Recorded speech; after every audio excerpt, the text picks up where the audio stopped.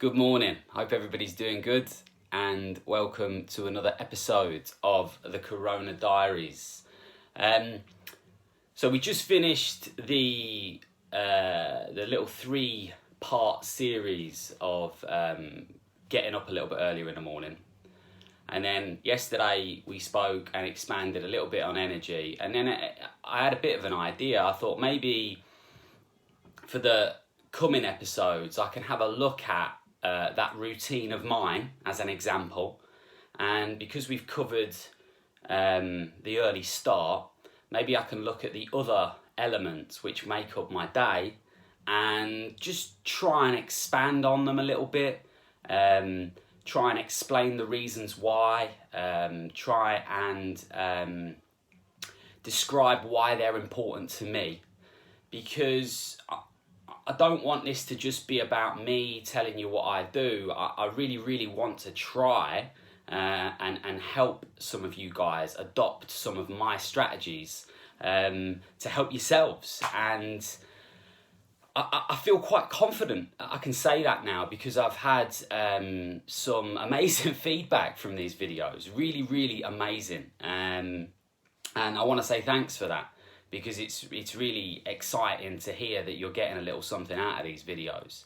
So as of tomorrow, we'll look at that kind of the elements which make up my day, and I'll hopefully go through them in a little bit more detail to hopefully kind of emphasize why they're so important.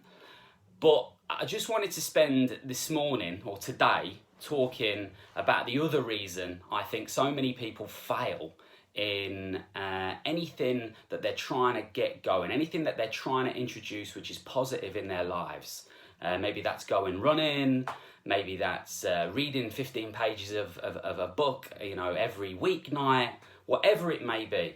And the first reason I think people fail, I spoke about after the bank holiday weekend, if you remember, how I used me as an example where I kind of fell off the wagon, so to speak, and kind of went back to that, I wonder what people are going to think about me, place, but then pushed on, accepted that is going to be the way this works, and that the only goal should ever be small improvements, little victories, okay, and pushing through that apparent failure. Yeah, the fact that you've got far enough to fail is amazing, and you should applaud yourselves for that. But there's another massive reason that I see people failing all of the time. And it's a real shame, because I can guarantee you that this is something which is going to happen to you when you start to take up or start to do something new, okay? So let's use going for a run every morning during the week as our example here. Okay, so what happens is we prepare for this new thing that we're excited about. We get the running shoes, we get some new gear because we want to look good when we're running, and we have put a date in the diary in the future where this new fantastic thing is going to begin, okay? And on day one, you go for your run. Your adrenaline's pumping. You've talked yourself into it, and you've started to do it, which is amazing. Okay, amazing. Well done, brilliant. You can't introduce something new into your life if you don't get cracking with it in the first place, right? But then what happens is you get home and you're absolutely made up with yourself. You're made up. You're telling anybody and everybody that you went for a run. You can't believe how great you felt after it. You're going to try and do an extra, I don't know, half a mile tomorrow because you felt actually that the run you just did, you couldn't believe how easy it was. And there's a lot of excitement, there's a lot of adrenaline, there's a lot of good, positive energy flying about all over the place. I'll tell you how you know you're in this zone, yeah? People around you start to get bored with you telling them about the activity. That's how you know you're here, okay? And enjoy it. Listen, bore them. You've earned it. Bore them. Just round the corner from this phase is what I call the novelty curve, okay? And the sad thing about the novelty curve is when you're boring everybody with your stories, you kind of, right, I'm going to do that thing again when I try to use my hands to illustrate something. Maybe I'll get a whiteboard at some point in the future.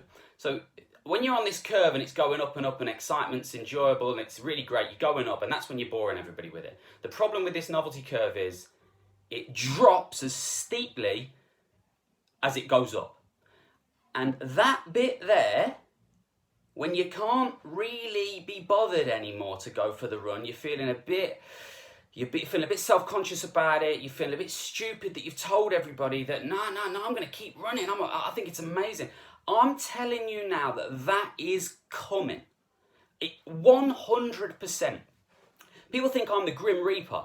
When, see, my wife tells me she's going to start running, yeah, I actually say to her, listen, I'm really proud of you, but can we talk in 4 weeks? Because what you shouldn't do is you shouldn't overplay this bit and you shouldn't underplay this bit. This is where it's make or break. This is the bit that's most important. This bit's easy. Oh, I'm a runner. This is amazing. It's fantastic.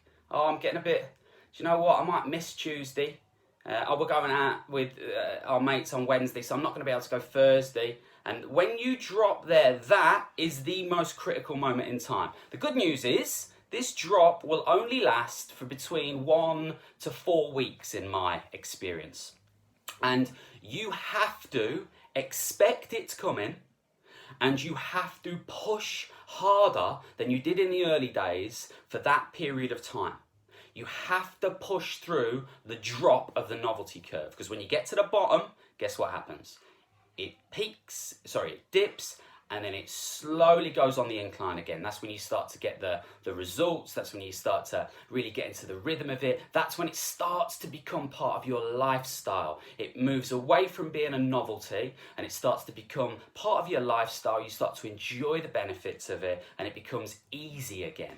But don't ignore the fact, or don't shy away from the fact, that during those early, very exciting, very, very addictive early days of any new activity, almost be on the lookout for when that feeling starts to change ever so slightly, because that's when you need to get going.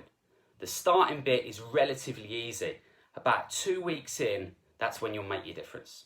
So we'll see you tomorrow, and as I said, I'm going to talk a little bit about the other elements of my day.